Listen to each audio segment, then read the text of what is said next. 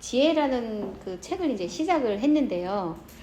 지난주, 그러니까 이 마더와이즈 지혜에 있어서 핵심은 관계를 점검하는 겁니다. 그래서 왜냐하면 관계 맺는 게 이제 어그러지면 모든 게 다 부서지기 때문에 그래요. 그래서 이번 일주일에 하셨던 그 부분하고 앞으로 일주일에 하시는 그 부분들은 하나님과의 관계를 어떻게 설정해야 되는가 라는 부분들을 이제 살펴보도록 인도함을 받았어요.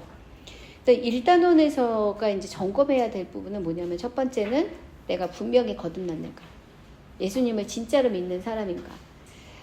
교회를 다니는 것으로 충분하지 않아요. 교회를 다니는 것은 문화 활동이 될 수도 있거든요. 그런데 이제 그 진짜 거듭났느냐라고 물어보는 거의 핵심은 뭐냐면 예수님이 나의 주인이 되셔서 내가 하나님의 자녀가 됐다는 것을 확신하느냐. 그래서 그 기초 위에 예수님을 나의 삶의 기초로 삼아서 흔들리지 않는 삶을 살고 있는가. 그 부분을 이제 점검하게 하셨고, 그래서 어떤 상황에도 믿음으로 결론을 내서, 그래서 말씀을 듣고 행하고 흔들리지 않게 살고 있는가 라는 부분들을 이제 점검하셨고, 그리고 주의 말씀이 우리의 삶에 이렇게 등불이 돼서 우리가 제대로 가고 있는지를 살펴보게 하는 것. 그래서 말씀에 묵상하는 부분들에 대한 이야기도 또 나눴어요. 근데 무엇보다도 중요한 것은 그 말씀이 그냥 어떤 교훈의 말씀이 아니라 오늘 나에게 주시는 하나님의 말씀으로 받아들여져야 우리가 그 말씀을 읽고 묵상할 때 우리 삶에서 진짜 성도로 살아갈 수 있는 힘이 생기잖아요. 그런 부분들을 이제 지난주에 1단원을 통해서 이제 봤다면, 오늘은 소제목이 뭐냐면 사랑과 신뢰와 순종을 배우기, 하나님과의 관계에서 그 부분을 이제 나누게 됩니다. 보시게 되는데요. 여기서 이제 주제의 성구가 마태복음 7장 24절 말씀이에요. 그러므로 누구든지 나의 이 말을 듣고 행하는 자는 그 집을 반석 위에 지은 지혜로운 사람 같으리니 라는 말씀이에요. 그러니까 우리가 성경 공부를 할 수 있거든요. 성경을 계속 읽을 수도 있고 외울 수도 있고 묵상할 수도 있어요. 그런데 그 말씀이 그냥 내 안에만 머물러 있으면, 즉 그 말씀대로 살지 않으면 그것이 우리 안에 아무런 능력이 될 수 없다. 그래서 하나님의 말씀을 듣고 행하는 것, 그것이 바로 반석 위에 지은 그 집을 지은 사람과 같다는 말씀이 하나님과의 관계에서도 우리에게 이제 하나님이 도전을 주시는 거예요. 즉 하나님과의 관계에 대해서 여러분 말씀을 들었으면 그 말씀대로 살아가야 합니다. 그 말씀을 하고 계시는 거거든요. 2단원의 이야기를 이제 한 3가지 정도로 정리를 해보자면, 첫 번째는 그렇다면 하나님이 우리에게 누구신가 하는 부분이에요. 3가지 정도로 볼 수 있어요. 첫 번째, 하나님은 우리의 주님이 되십니다. 예수 그리스도께서 우리의 주인이시다. 자, 이 말은 예수님은 우리의 친구나 조언자나 동반자 정도의 그 대우를 받으실 분이 아니라는 뜻이에요. 성경은 예수 그리스도를 주님으로 받아들여라 이렇게 말하고 있거든요. 로마서 10장 9절부터 10절. 내가 만일 내 입으로 예수를 주로 시인하며 또 하나님이 그를 죽은 자 가운데서 살리신 것을 내 마음에 믿으면 구원을 받으리라. 사람이 마음으로 믿어 의에 이르고 입으로 시인하여 구원에 이르느니라. 분명히 말씀하셨어요. 예수를 주로 시인한다. 예수님께서 우리를 위해 죽으시고 하나님이 그를 죽은 자 가운데서 이렇게 살리신 것, 그것을 내가 믿는다면 구원을 받는데, 구원의 실제는 뭐냐면 예수님이 내 마음에, 나의 삶에 주님이 되시는 거예요. 자, 우리 한번 돌아봅시다. 여러분 다 예수 믿는 분이에요. 그리고 말씀을 공부하면서까지 내가 좋은 엄마, 또 좋은 성도가 되고 싶은 마음이 있으시잖아요. 그런데 여러분이, 이거는 저에게 하는 말이기도 해요. 내가 성도인데 예수님이 내 삶에 찾아오셨는데 과연 의미 있는 변화, 의미 있는 역사가 우리 안에 일어나고 있는가? 여러분에게 일어난 그 변화를 만족하실 수 있으세요? 우리가 보는 그런 책이나 뭐 간증에 보면 한 사람이 예수를 믿고 그냥 홀라닥 화가닥 변한 얘기들을 많이 듣는데 우리는 지금 예수 믿는 시간들을 생각해 보면 그만한 변화들이 내가 인정하고 싶은 그래 나는 정말 변했어 라고 하는 그 변화가 정말 있느냐. 만약 일어나지 않았다면 왜 그런 일이 내 인생에서 일어나고 있지 않은 걸까? 저는 예전에 성령의 역사가 이제 끝난 줄 알았어요. 그렇게 말씀하시는 분들이 있었거든요. 지금은 성령의 세대가 아니기 때문에 성경에서 나타나는 그런 변화가 일어나지 않는다. 이렇게 말씀하시는 분도 있었어요. 그거 새빨간 거짓말이에요. 하나님의 역사는 2000년 전이나 6000년 전이나 지금이나 동일합니다. 만약에 문제가 일어나고 있지 않다면, 이런 역사가 일어나고 있지 않다면, 그거는 우리의 잘못인 거예요. 우리의 잘못이고 우리가 결단하지 않았다는 거예요. 왜 이런 변화가 일어나지 않을까?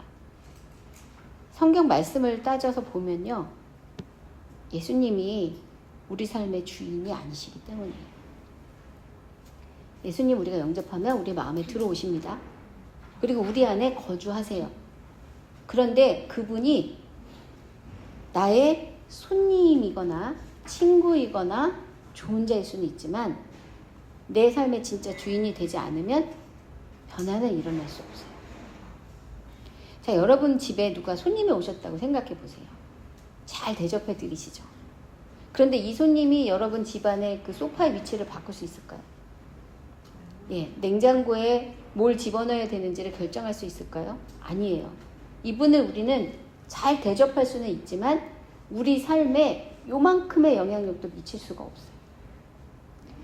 예수님이 내 삶의 주인이 아니시라면 우리 삶에서 진정한 의미 있는 변화는 일어날 수 없다는 거죠. 진정한 회심은 예수님이 진짜 내 주인이 되셨을 때 일어나는 거예요. 그렇다면 주인이 되는 게 뭘까요? 제가 여러 번 말씀드린 것 같아요. 우리는 고용의 개념이 있지 그 주종의 관계에 대해서는 우리는 잘 모른다. 우린 그런 세상을 살아보질 않고 있기 때문에. 근데 이 성경이 쓰여질 당시에 2000년 전에 그 전에 종이 된다는 거 그리고 주인이 된다는 게 어떤 것인지에 대해서는 이 사람들한테 설명할 필요가 없었어요. 너무나 당연한 문화였고 그냥 받아들여지는 거였으니까. 주인이 된다는 것, 누군가의 이렇게 주인이 된다는 것 아니면 누군가의 종이 된다는 것은 생사권을 주인이 가진다는 뜻이에요. 왜냐하면 그 당시에 종은 주인의 재산 목록이었어요. 이게 이제 뭐 어떻게 그렇게 비인격적인, 이게 1900년까지도 있었던 일이에요. 주인이 종들의 생사권을 갖고 있고요. 악한 주인이 있을 수도 있지만요. 그러니까 주인이 내가 종을 가지면 그 사람에 대한 책임을 갖는다는 뜻이기도 해요. 그 사람이 내 종으로 살 때 이 사람이 나를 위해 노동력을 제공하고 나에게 자기의 인생을 위탁하기 때문에 이 종의 웰빙에 대해서도 주인은 생각을 한단 말이죠. 좋은 주인이라면. 근데 성경에서는 우리 주님이 하나님이 우리의 좋은 주인이라고 말씀하고 있거든요. 근데 우리는 종이 되기가 싫어요. 왜냐면 우리 지금까지 내 마음대로 살았잖아요. 그런데 좋은 친구? 좋아. 조언자? 좋아. 동반자? 좋아. 주님은 좀 아닌 것 같아요. 그냥 나는 내 인생을 살고 싶고 내 인생의 어떤 부분에서 하나님이 말씀하시면 그거는 살짝 바꿀 수는 있겠지만 내 삶에 열쇠 들고 들어와갖고 내 삶을 다 뒤집어 엎는 거는 나는 원하지 않아. 그게 사실 우리의 입장이에요. 그리고 아마 점점 더 그건 강해질 거예요. 제가 우리 아들네 집 비번을 몰라요. 물어보지도 않아. 그러니까 걔네들도 우리 집에 올 때 걔네는 우리 집 비번 알거든요. 초인종 누르고 들어와요. 서로 그렇게 하는 게 매너인 세상을 지금 살고 있기 때문에 하나님이 나의 삶의 주인이 되신다. 그렇게 말할 때는 너무 과하신 거 아니에요? 나도 사생활이 있는데 라고 말하는 것이 너무나 당연하게 받아들여진다는 거예요. 그런데 하나님과의 관계 설정을 하나님이 나의 주인이시고 나는 그분의 종입니다 라고 설정을 하지 않는 이상 하나님은 우리 인생에 진짜 중요한 변화를 일으키실 수가 없어요. 그러니까 지난주에도 말씀드린 것처럼 이게 하나님이 우리한테 인격적이라는 뜻입니다. 우리가 결정해야 돼요. 예수님을 그냥 주변인으로 그냥 모시고 살 건지 아니면 내 삶의 진짜 주인이 되도록 받아들이든지 둘 중에 하나를 우리가 결정을 해야 돼요. 저는 그게 이제 회심의 포인트라고 생각해요. 제가 40 몇 살 됐을 때 회심했다라고 말씀을 드리는 것은 교회를 한 번도 떠난 적이 없었던 저에게 있어서 예수님이 내 삶의 주인이십니다 라고 결정한 그때가 그 40 몇 살이었다는 뜻이에요. 그리고 나서 진짜 의미 있는 변화들이 계속 일어나고 있어요. 그때 결정하고 나서 모든 게 한꺼번에 변했냐? 그렇진 않아요. 그런데 방향이 분명해진 거예요. 그리고 나서 지금까지 10몇 년을 이렇게 살면서 지금 예전에도 제가 말씀을 몰랐던 게 아닌데 그 말씀이 제 삶에 적용이 안 됐었던 것들이 진짜 적용이 되기 시작했어요. 옛날에는 듣고 제가 판단했죠. 내가 좋으면 행하고 이건 내가 마음에 안 들어. 그러면 안 하고. 그런 종은 없거든요. 근데 그 하나님께서 원하시는 일들을 알게 되고 그리고 하나님이 이 일을 행하시길 원한다. 그러면 행하기 시작하면서 제 삶에 진짜 변화가 일어났다는 거죠. 하나님과의 관계에서 하나님이 내 삶에 어떤 영향력을 미치기를 진짜 원하신다면 첫 번째는 하나님을 내 삶의 주인으로 받아들이시기로 결단하셔야 돼요. 그게 첫 번째예요. 그리고 이렇게 결단하면 이게 혼자 결단하시면 또 혼자 슬그머니 또 이렇게 아닌 척하고 살 수도 있거든요. 그러니까 결단하셨으면 빨리 알리셔야 돼요. 여기서 테이블에서 나누셔도 좋고요. 무엇보다도 중요한 건 여러분 남편한테 알리는 거예요. 제가 예수님을 주인으로 모시기로 했어. 그럼 이제 남편이 그걸 이용해 먹을 수도 있어요. 그런데 이렇게 한번 발설을 하고 나면 그게 저희에게 지킬 수 있는 힘이 됩니다. 자녀들이 알아들을 수 있으면 여러분 자녀들에게 알려주세요. 나는 새로운 주인을 모시기로 했어. 그럼 이제 애들이 또 놀리겠죠. 예수님이 주인이라는데 엄마 그렇게 나 야단칠 거야? 이렇게 얘기할 수도 있어요. 그럼에도 불구하고 그 덫을 우리 스스로 놔야 그리고 이렇게 커밍아웃을 해야 진짜 우리의 결심을 지킬 수가 있습니다. 첫 번째, 하나님은 누구신가? 우리의 주님이시다. 두 번째는 하나님은 우리의 피난처가 되신다라고 얘기를 해요. 자, 피난처. 성경에서 피난처는 어려움으로부터, 위험으로부터 피신하거나 안식하는 안전한 장소를 말해요. 그런데 이게 어떤 비를 피하는 정도? 그리고 매서운 어떤 기후를 피하는 정도의 그것을 뜻하지 않는다는 거예요. 생명이 위급한 상태에 여기를 가지 않으면 내가 죽을 수도 있는 상태에서 도망가는 거, 그게 이제 여기서 말하는 피난처예요. 리퓨즈라고 하는데요. 이런 리퓨즈, 그러니까 피난처를 구하는 사람들을 리퓨지라고 합니다. 그래서 끝에 이자를 하나 더 붙여서 사람이라고 말을 하는데 제가 이 단어를 처음 접한 게 스코틀랜드에 있을 때였어요. 근데 그곳에 뭐 파키스탄이나 사우디아라비아에 사는 그 사람들 중에 신앙의 자유를 찾아서 영국까지 넘어와서 망명을 요청한 사람, 이 사람들을 리퓨지라고 하더라고요. 근데 이 사람들은 영국 정부가 정해준 지역에 모여서 살아요. 그리고 그곳에서 이 나라에 계속 이제 망명 신청을 하고 법적인 어떤 투쟁을 하고 있어요. 그래서 이제 정부에서 이 사람들이 그 망명한 이유가 정당하다라고 이제 결론이 나면 이 사람들은 이제 정부에서 받아주고 그곳에 살게 해주거든요. 비자도 주고.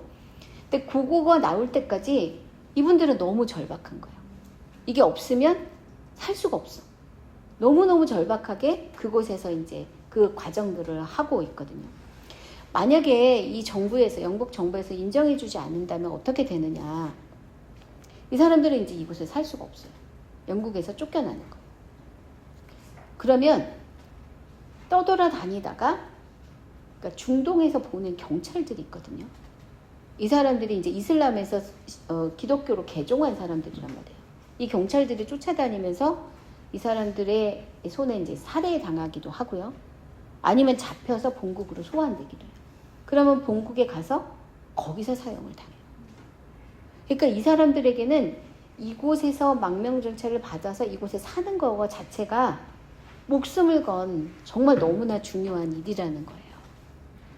요 단어가 주님은 나의 요새, 나의 피난처, 그 단어라는 거예요.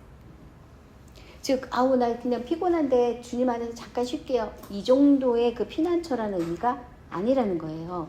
성경에서 주님은 나의 요새고 반석이시고 나를 건지시는 하나님이다 이렇게 말할 때 이 모든 단어는 내가 주님 아니면 살 수가 없습니다 라는 그 내용을 담고 있어요.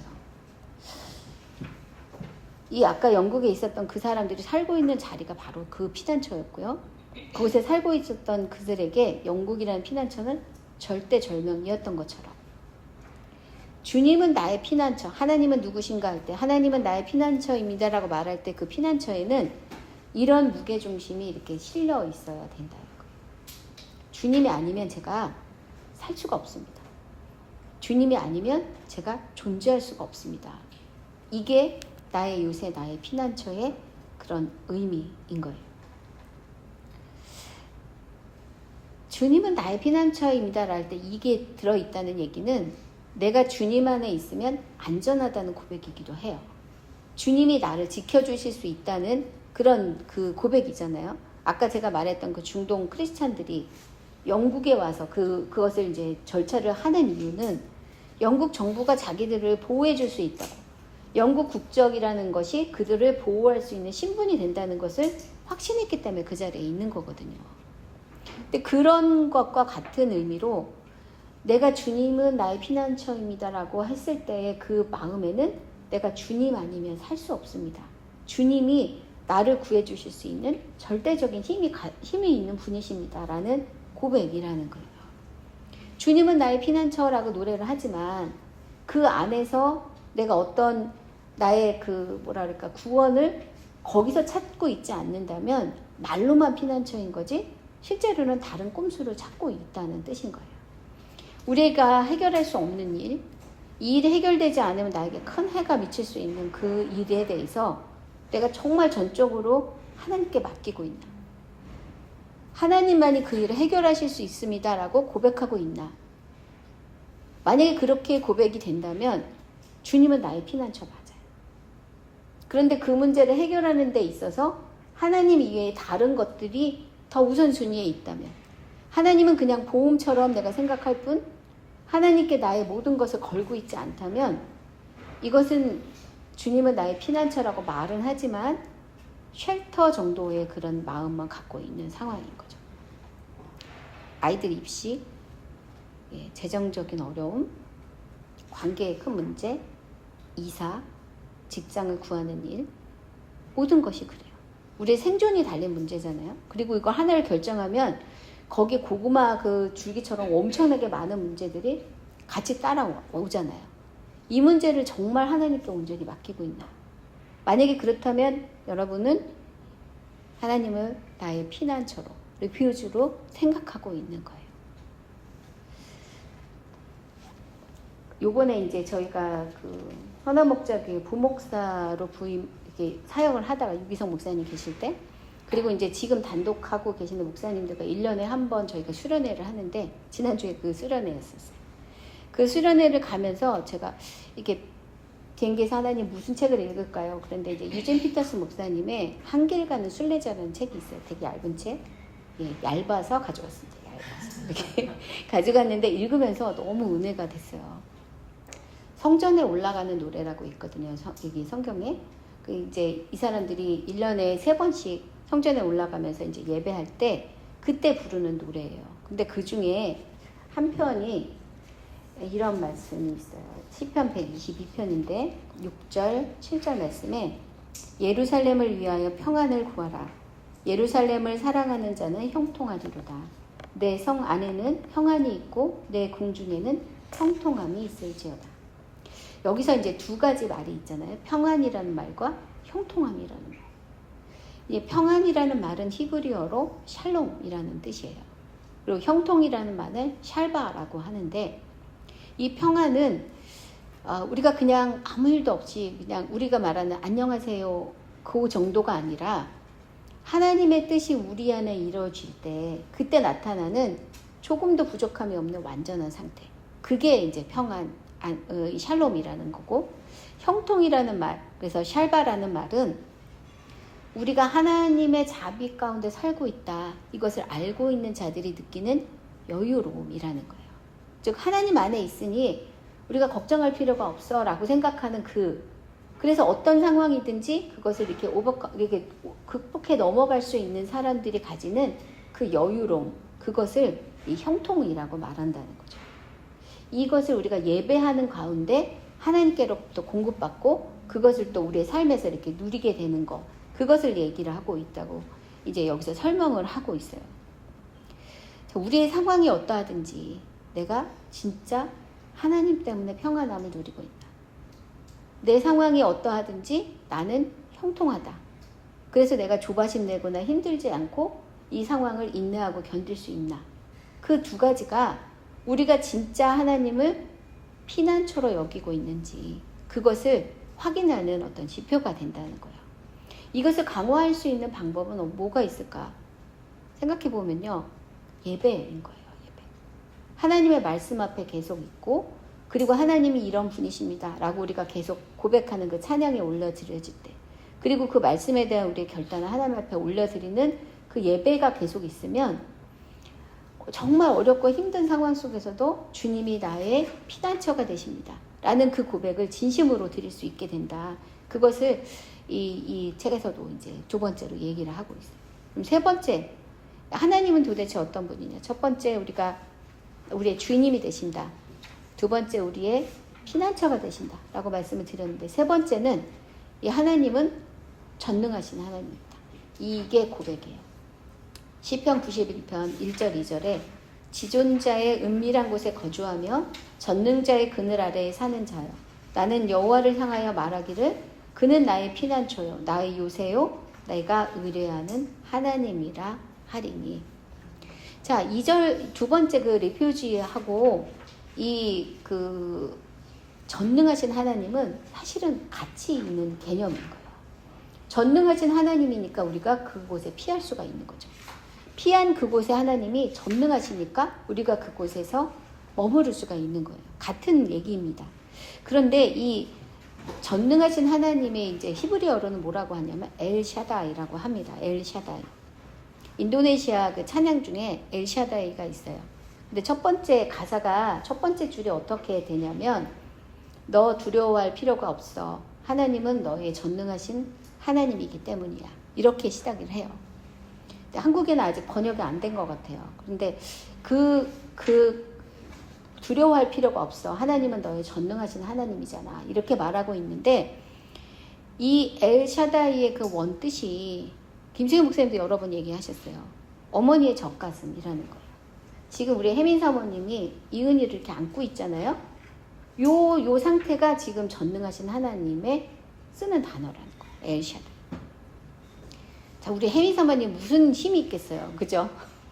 저기 애기 안고 가다 넘어져갖고 지금 다리에 기부스도 하고. 인간적으로 보면 엄마가 갖고 있는 힘은 사실 얼마 안 돼요. 그런데 엄마기 때문에 가질 수 있는 힘이 있잖아요. 전능하신 하나님이라고 말할 때 그 전능하신 하나님은 이 얘기를 하고 있는 거예요. 엄마기 때문에 뭐든지 다 할 수 있는 그 힘. 하나님이 우리를 향해서 내가 전능한 하나님이야 라고 말할 때 그 얘기는 우리가 생각하는 그런 전사 이미지가 아니고요. 내가 너의 아버지니까 나는 너에게 전능한 하나님이야 라는 의미를 갖고 있다는 거예요. 근데 어제 그 전동 킥보드의 그 사고 여러분 들으셨죠? 엄마가 아이하고 이렇게 저기 보니까 이렇게 인도에서 이렇게 놀고 있었는데 이렇게 걷고 있었는데 중학생이 탄 전동 킥보드가 이제 이렇게 달려오니까 그 아이를 보호하려고 엄마가 이렇게 몸을 틀어서 엄마가 이제 거기에 이제 쳤고 그래서 지금 중태인 상태거든요. 의식불명인 상태예요. 그러니까 자녀를 위할 때 그 딸을 이렇게 감싸는데 조금도 망설임이 없었어요. 그거 부딪히면 본인이 다칠 거라는 거 모르는 바가 아닌데 그렇게 하잖아요. 전능하신 하나님에서 말하는 엄마의 젖가슴이라는 그 말은 그것을 얘기를 하고 있어요. 그러니까 이 아이, 내가 이제 어떤 엄청난 무력이 있어서 내가 모든 걸 다 이길 수 있어, 이런 뜻이 아니라 내가 너를 지극히 사랑하니 너에게 치르는 모든 희생에 대해서 나는 아무 생각이 없어. 나는 그런 상황이면 내가 호랑이도 앞에 설 수 있고 용도 내가 다 때려잡을 수 있어. 이게 하나님이 우리에게 말씀하시는 전능하신 하나님의 이야기라는 거예요. 하나님은 우리에게 주인이 되시고, 하나님은 우리에게 피난처가 되시고, 하나님은 우리의 관계 때문에 모든 것을 다 우리에게 바치고도 부족함이 없다고 말씀하시는 분이야. 이게 하나님이 누구신가에 대한 우리 성경에서 가르쳐주고 있는 부분이에요. 여기에 대해서 분명하게 알지 않으면 우리가 하나님과의 관계 안에서 자꾸 무너질 수밖에 없어요. 엄마가 되면서 우리가 배우는 것 중에 하나가 아이를 위해서 주고 또 주고 또 줘도 부족함이 없다라고 느끼는 부분이잖아요. 여전히 우리 안에 이제 이기적인 마음이 있어서 내 걸 챙기는 마음이 있지만, 기본적으로 아이가 생기게 되면 아이에게 주고 베푸는 일에 대해서는 아낌이 없어지게 돼요. 하나님의 전능하심을 우리도 조금씩 배우게 되는 거라는 거죠. 그래서 하나님이 우리를 사랑하실 때 이런 마음이시고요. 그런데 문제는 우리는 제한이 있지만 하나님의 능력은 사실 제한이 없으세요. 근데 거기다가 우리에 대한 사랑이 덧입혀졌다고 생각하면 도대체 누가 그 하나님의 보호하심과 인도하심을 막을 수가 있겠어요. 그러니 그 하나님께 피하는 것이 우리에게 너무 안전하다라고 말할 수 있다는 거예요. 자, 우리에게 이 믿음이 있나요? 하나님이 나의 주인이시다. 나의 주권을 다 위탁해도 그 좋은 주인이 종인 나의 삶을 완전하게 커버해 주실 거야 라는 그런 믿음이 있으신가요? 하나님께 피한다. 그분 안에만 내가 안전할 수 있다는, 이분은 신뢰할 만한 그런 능력이 있는 분이야 라는 그런 인식이 우리 안에 있나요? 그리고 그 하나님의 실력이 있음이 나를 귀하게 여기시고 나를 특별하게 생각하시기 때문에 나에게 쏟아지고 있다는 것을 내가 진짜 믿고 있나요? 하나님과의 관계 안에서 내가 믿음이 없다라고 말할 때는 과연 이 생각을 우리가 갖고 있는지를 먼저 점검해 봐야 된다는 거예요. 하나님 그냥 믿음을 주세요. 큰 믿음의 사람이 되게 해주세요. 이것은 사실은 어디를 치고 있는지 모르고 그냥 어둠에다가 주먹질하고 있는 것과 마찬가지입니다. 하나님은 우리에게 큰 믿음을 주고 싶어 하세요. 근데 하나님이 알려주시는 거예요. 내가 어떤 하나님인지 알면 믿음을 갖는 게 그렇게 힘들지 않을 거야. 그래서 하나님을 계시해 주세요. 그게 우리에게 주신 성경이라는 거예요. 그래서 말씀을 읽으실 때 이 말씀을 통해서 하나님이 어떤 분이신지, 나에게 무엇을 계시하고 계신가, 그것을 발견하면 말씀을 읽을 때마다 우리의 믿음이 더 깊어지게 된다는 거죠. 하나님을 진짜 신뢰한다면 우리는 어떻게 될까? 이은희처럼 됩니다. 이은희처럼. 제가 무슨 근심 걱정이 있겠어요. 지금 엄마가 허리 아프건 발이 아프건 상관이 없어. 그냥 엄마 안에 있으면 너무 행복해요. 지금 막 뒤에서 지금 막 제가 보니까 여기서 계속 웃고 계세요. 그래서 왜 웃나 그랬더니 지금 이은희하고 눈을 맞추고 놀고 계시는 거예요. 우리가 하나님을 진짜 믿으면 어떻게 되나? 이은희처럼 되는 거예요. 걱정이 없어. 그리고 너무 즐거워. 행복해. 배고프면 엄마가 밥을 주겠지. 이유식도 줄 거야.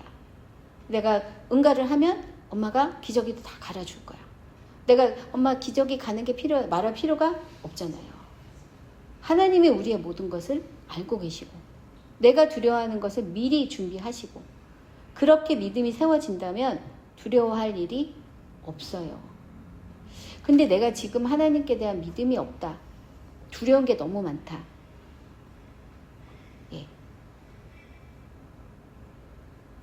하나님을 우리가 잘 모른다는 것을 인정하는 게 필요합니다. 그리고 그것을 하나님께 간구해야 돼. 하나님, 제가 이런 영역에서 하나님이 안 믿어집니다. 그래서 제가 믿음이 없어서 이렇게 불안해하고 있네요. 그럼 하나님이 우리에게 더 계시할 내용이 있을까요? 없어요. 예수 그리스도를 우리에게 주셨을 때 모든 걸 다 보여주신 거예요. 카드놀이 할 때 우리 이거 패 보여주면 안 되잖아요. 근데 하나님은 바보같이 우리한테 모든 패를 다 보여주셨어요. 더 보여주실 패가 없어요. 그러면 우리가 해야 될 일은 그 일을 말씀하신 그대로 받아들이기로 결단하는 거. 그리고 결단한 믿음 위에서 살아가는 거. 그게 이제 우리가 해야 될 일입니다. 그래서 우리가 두려울 때 어떻게 해야 하나, 여기 오늘 교재에서는 너희는 내 안에 나는 너희 안에 있다는 이 말씀대로 순종하는 게 필요하다. 여기서 이제 예로 든 게 여호사밧의 전투입니다. 역대하 20장에 나오는 여호사밧의 전투의 얘기가 나와요. 도무지 이길 수 없는 전쟁 앞에 서 있었어요. 여호사밧이 하나님께 마음을 돌이켜서 하나님의 뜻대로 이 백성들을 잘 돌보고 세우려고 애를 쓰고 있을 때 주변에 있는 나라들이 지금 이제 여호사밧에게 전쟁으로 이제 들어오게 되었어요. 도무지 이길 수가 없습니다, 하나님. 그렇게 말했을 때 하나님께서 그에게 내가 이 전쟁의 주인이야. 내가 하는 걸 너는 봐. 이렇게 얘기를 해주셨거든요. 그리고 그 말씀을 여호사밧이 그대로 받아들였어요. 마치 우리 이은이가 엄마한테 매달려 있는 것처럼. 그리고 그 아까 말했던 망명자들이, 요청했던 사람들이 영국 정부의 그것을 기다리면서 그 정해진 구역에서 살고 있었던 거죠. 여호사밧은 그대로 이 말씀을 마음에 새겼고요. 그 다음에 행동했어요. 어떻게 행동했냐? 나는 약하고 하나님은 전능하시다. 이 내용을 이제 인정했습니다. 이 전쟁은 나에게 속한 게 아니다. 라는 것을 이제 인정했어요. 그리고 나서 하나님께 초점을 맞췄죠. 하나님이 뭐라고 말씀하셨나? 그리고 두 번째는 마음을 주님께 맡겨드렸어요. 그리고 세 번째, 이 전쟁은 내 것이 아니고 예수님, 하나님 것이다. 라는 것들을 인식을 했고요. 그래서 이 전쟁의 주인은 내가 아니라 하나님이 하실 거예요. 그리고 나서 그것을 하나님께 이제 올려드렸어요. 어떻게 올려드렸냐면 하나님을 찬양한 거죠. 찬양대 내리고 나가서 자, 우리는 이 전쟁을 구경합시다. 그러면 이 전쟁은 하나님께 속한 것이니 우리가 할 일은 하나님이 하신 일을 보고 찬양하는 것뿐이야. 결국은 이 여호사밧이 작정한 대로, 마음에 정한 대로 이 일들이 이루어졌고요. 그리고 전리품을 너무 많이 걷어서 3일 동안 그것을 챙겨와야 될 정도로 엄청난 전리품을 받게 되었어요.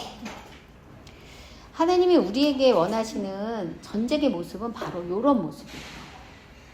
하나님이 하실 것을 믿고, 그리고 하나님이 하시는 일들을 우리가 그 자리를 지키며 찬양할 때 하나님이 그 일을 이루시고 구체적으로 우리에게 전리품을 갖게 하십니다. 전쟁, 우리 인생에 전쟁이 일어나잖아요. 두려울 일들이 많이 생겨요. 그리고 그것을 극복해야 되는 일들이 많이 생겨요. 그 목적이 뭘까요? 우리를 괴롭게 하기 위해서? 예, 아니에요. 전쟁의 목적은 단 하나. 전리품이에요, 전리품. 하나님이 전리품을 주려고 그 일들을 우리에게 허락하시는 거예요. 영적인 전쟁을 한 번도 안 겪은 사람은요, 전리품이 없어요. 내 인생에 왜 나는 이렇게 어려운 일들이 자꾸 생기지? 하나님이 우리 인생에 영적인 전쟁을 계속 주시는 거고, 그 전쟁을 통해 전리품을 취하라고 우리를 초대하시는 거예요. 이 세상에서 이제 경제적인 그 가치가 제일 큰 게 뭐냐? 전쟁이라고 말을 해요. 전쟁을 하잖아요. 그러면은 진 나라가 거기에 보상금도 줘야 되고요. 굉장히 많은 전쟁에 관한 모든 비용 다 내게 돼 있어요. 역사상 가장 큰 경제적인 유익을 누리게 하는 게 바로 전쟁입니다. 영적 전쟁도 마찬가지예요. 우리에게 하나님이 주시는 어떤 영적 도전과 전쟁이 있다면, 야, 하나님이 이번에 큰 몫을 나한테 땡겨주려고 하시나 보다. 그렇게 생각하셔야 돼요. 그리고 하나님이 그 전쟁은 내 거라고 하셨기 때문에 하나님이 하실 일을 우리가 바라보고 기대하는 거예요.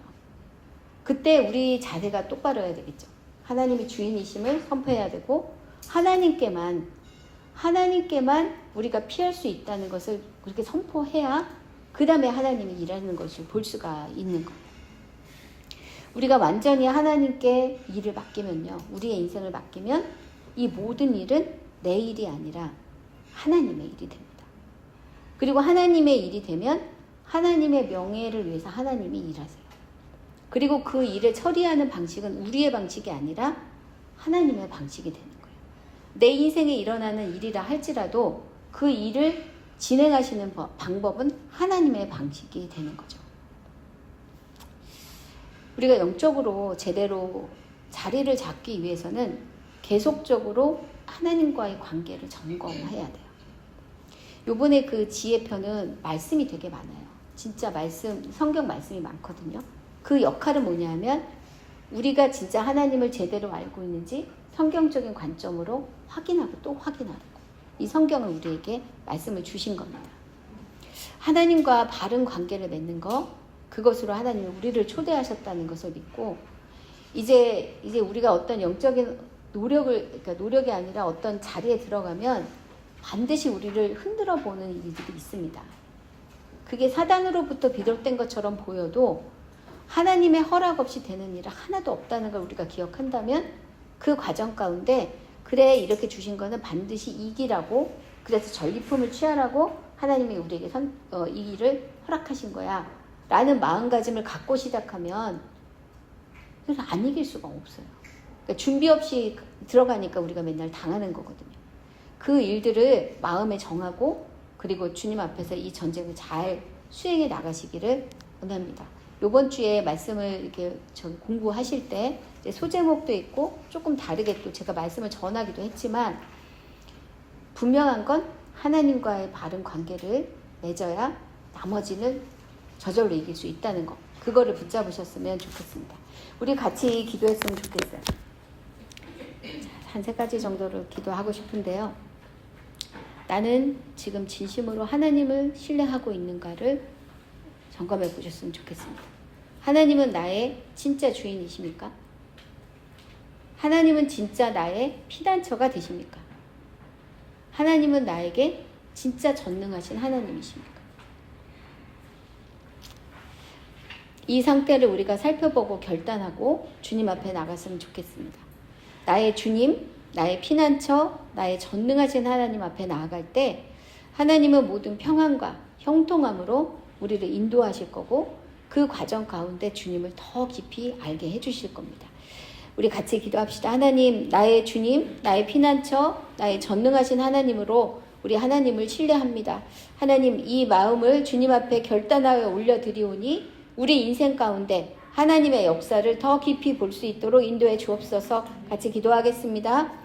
하나님, 그렇습니다. 정말 하나님은 나의 주님이시고 나의 피난처이시고 하나님 전능하신 하나님이십니다. 하나님, 제가 주님을 생각하는 것보다 주님께서 우리를 생각하시고 돌보시고 이끄시는 것이 훨씬 크고 아버지 하나님 놀랍습니다. 하나님, 저희가 그러나 결단하지 아니하면 하나님과의 관계가 시작조차도 할 수 없다는 것을 주님, 저희가 인식하게 하여 주옵소서.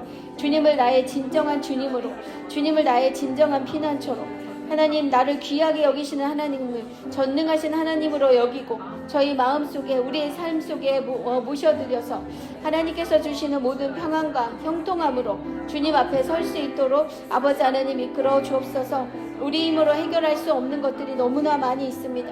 하나님, 그러나 그 과정 가운데 주님이 얼마나 놀랍게 일하고 계신지를 보게 하시고, 하나님, 그것을 고백하는 가운데 주님 앞에 아버지 하나님, 우리 안에 일어나는 모든 일들을 통해 하나님을 인정하고 하나님께서 일하시는 것을 볼 수 있도록 주님 이끌어 주옵소서. 주님께서 그렇게 행하실 것을 믿습니다. 주님 감사합니다.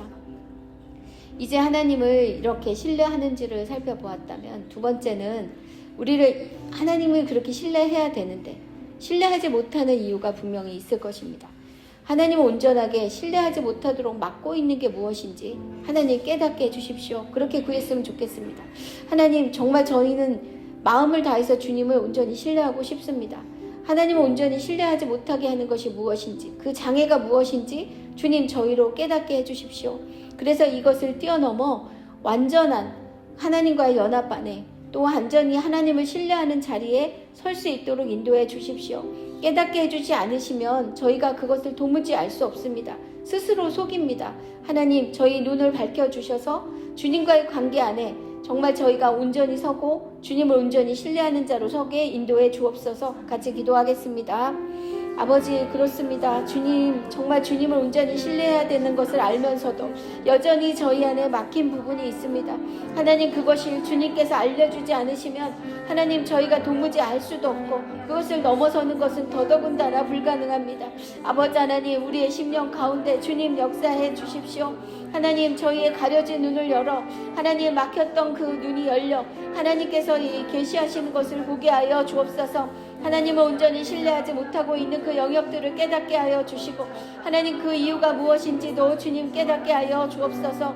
세상의 가치관으로 하나님, 우리의 눈이 흐려지지 않도록 인도해 주시고, 하나님, 소심함으로 여전히 나 자신을 주인으로 삼고 있는 것으로 인하여 무게중심이 주님께로 옮겨지지 않고 있다면 아버지 하나님, 믿음의 결단으로 주님 앞에 나아갈 수 있도록 아버지 하나님 인도해 주시기를 기도합니다. 하나님 안에서 정말 주님, 저희가 성도로 사는 세월만큼 주님과 더욱더 친밀한 관계에 있기를 원하오니 아버지 하나님, 우리의 눈과 마음을 열어주셔서 주님 앞에 더욱 진실하게 나갈 수 있도록 인도해 주시고, 하나님, 무엇이 장애인지 깨달아 아버지 하나님, 그것을 반드시 이기고 넘어갈 수 있는 믿음의 사람이 될 수 있도록 주님이 이끌어 주옵소서. 아버지, 감사합니다. 주님, 마지막으로 한 가지 더 기도하겠습니다.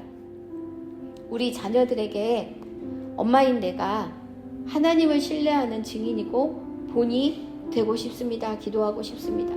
말로만 그 믿음을 가르치는 자가 아니라 우리의 삶의 그 태도로, 삶의 결정으로 우리가 하나님을 진짜 신뢰하고 있는 엄마인 것을 우리 자녀들이 보게 하여 주옵소서.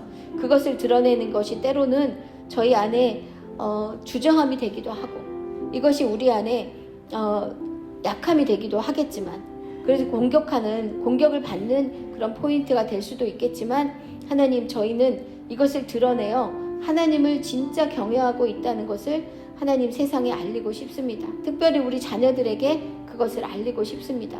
하나님, 자녀들에게 제가 하나님을 신뢰하는 그 증인이고 본이 되게 주여 인도해 주십시오.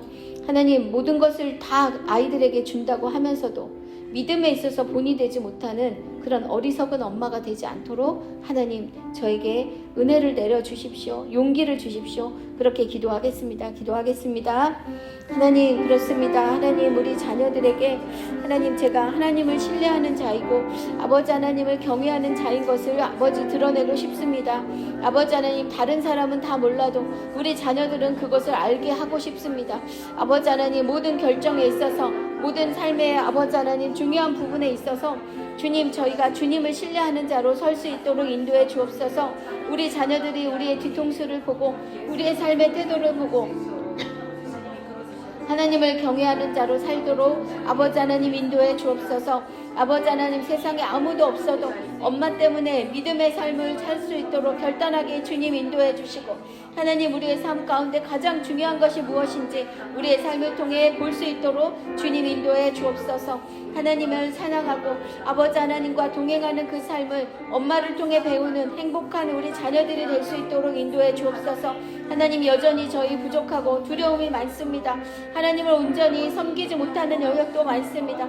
하나님, 그러나 우리가 결단하지 않으면 아무 일도 일어나지 않는다는 것을 깨닫게 하여 주시고, 믿음의 결단으로 주님 앞에 서서 주님이 우리의 인생을 만지시고 우리의 삶을 통해 우리의 삶을 보고 있는 우리 자녀들의 삶을 주님 만져주시기를 주님 간절히 기도합니다. 하나님 안에서 주님 저희를 인도해 주옵소서. 아버지, 감사합니다. 저희가 이번 한 주간 동안 하나님을 진짜 신뢰하는 것을 배우기를 원합니다. 하나님이 우리 인생에 어떤 분이신지 정직하게 점검하게 하여 주시고, 하나님께 우리의 삶을 온전히 위탁하는 것을 결단하는 한 주간이 될 수 있도록 하나님 인도해 주시기를 간절히 소원합니다. 이 일을 가로막고 있는 장애들이 드러나게 하여 주시고, 하나님, 그것을 뛰어넘을 수 있도록 그것을 밝히 보여주실 때 우리가 결단하게 하여 주옵소서. 하나님, 무엇보다도 우리 자녀들이 우리 엄마가 하나님을 경외하는 자, 하나님을 진짜 신뢰하는 자라 그렇게 고백할 수 있도록 우리 자녀 앞에서 믿음의 그 행보를 묵묵히 잘 걸어나가는 엄마가 될 수 있도록 인도해 주시기를 기도합니다. 하나님께서 결단한 위에 성령의 충만하심을 부어주실 것을 믿사오니, 하나님, 결단하기를 두려워하지 않게 하시고, 하나님, 예수를 이미 믿었으니 하나님, 정말 온전한 믿음의 사람이 될 수 있도록 하나님 우리의 마음의 중심을 주님께 올려드리고 하나님께서 우리의 삶을 만지시도록 주님을 진짜 주님으로 모시는 결단이 하나님 이번 한 주에 있도록 인도해 주옵소서. 말씀을 공부할 때 눈을 밝혀주시기를 기도합니다.